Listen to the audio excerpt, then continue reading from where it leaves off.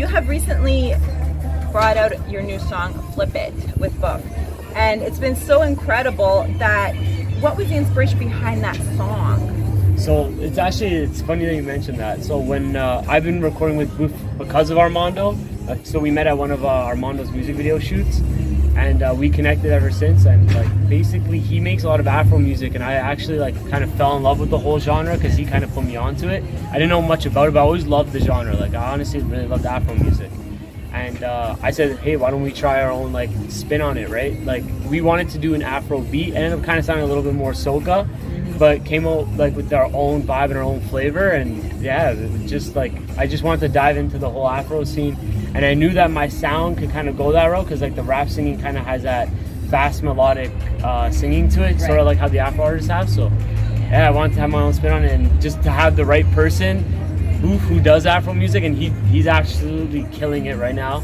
Like he has like one of his new songs, Kulosa, that just hit like 150,000 plays in like 3 weeks. Like it was crazy. Yeah, because I was gonna ask, like, how was the response to the song Flip It? No, it was great. Yeah, a lot of people, it's taking a little while to like attract to certain people because like I'm new to that style, and I'm guessing people like don't really know me on his side, but like people like who haven't heard that style from me love it, and people who haven't heard my style from them, like his crowd, love it too.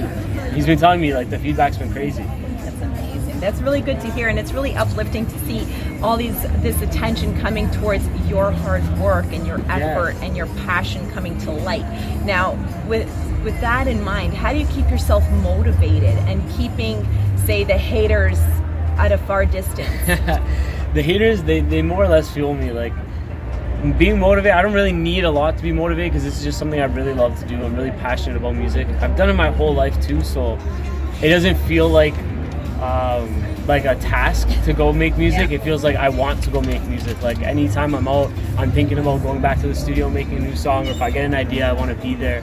Right. So the haters, I mean, a lot of the times they just want to talk. They're jealous, and like I understand that, and there's nothing you can really do about it. They can say what they want, but they don't know my lifestyle, right? They don't know what I'm up to. They don't know how much I love this. They don't know who I am, maybe. Yeah. So that's why they can say things maybe negatively, but they just don't know me. And if they did, they would have a lot more appreciation for me, I feel. Yeah, definitely. So another question I have is, what were some of your family members and friends saying when you were entering into this industry?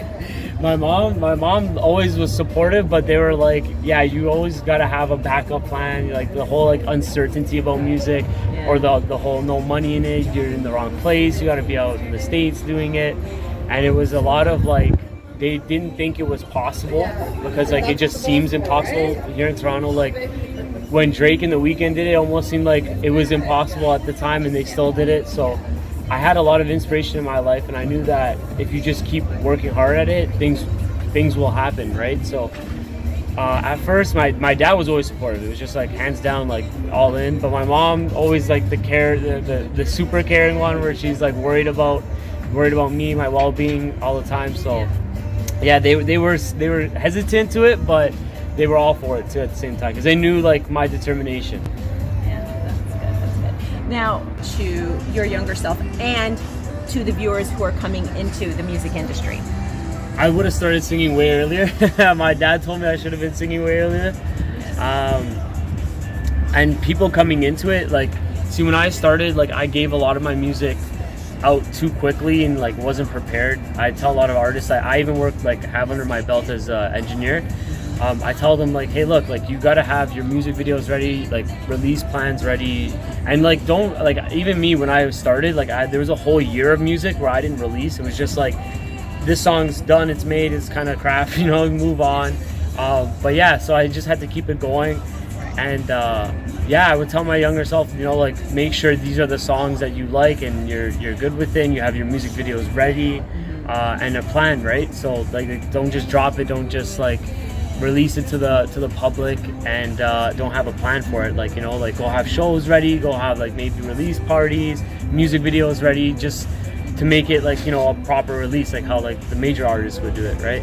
And if it costs you money, it costs you time, you know, stack it up, have a lot ready to go, and then start giving it to people so you have time to catch up, because you don't want these periods of no music. That's kind of what happened with me. Like I had periods with no music because when my music got taken down at one point, and then I had to put it back up. So there's periods of my music where it kind of went ghost and then came back. So yeah, you just got to be careful with all that and make sure you work with the right people. Yes, that's very, very true.